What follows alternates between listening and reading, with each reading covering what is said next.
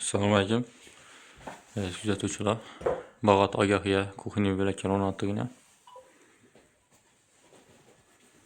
Kuxniy mebelimiz mokriy bilan vatan svet kombinatsiya qilib ishlandi. Eshiklar polniy puxa plastik oldu. Quloqlar mexanizmlari vakuumdan bo'ldi. Bu yerda moykalar oxirgi funksiyadagi moykadan bo'ldi.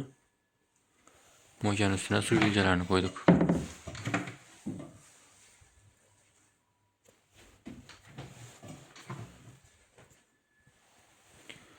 Stollarına gelsak, İran stollardan koyup verdik. Tartmalarını, teylerini tespit edip tandem mekanizmini işlep verdik.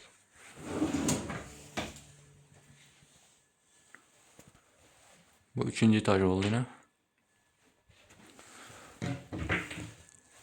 Onların polniy mekanizmlerini aslında koyduk.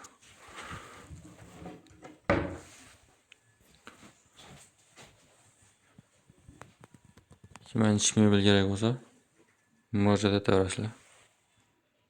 Keyingi videolarimizdan chiqib boradi, kuzatib boring. Assalomu alaykum, hurmatli kuzatuvchilar. Yana kursga birga keldik. Xudo xolasa svetli kuxniy zakaz berdilar, bitirib tayyorlab olib keldik. Xudo xolasa mana bir qator obzor etib ko'rsatib o'tadigan bo'lsak, bu tarafda gaz turadan bo'ldi. Aynalarni cho'tkatib ko'p perdalar qo'yib berdik. Svetli kuxniy 3 xil bo'lib yanadi. Asan bir qator aytadigan bo'lsak, bunday kashkodanlari bor.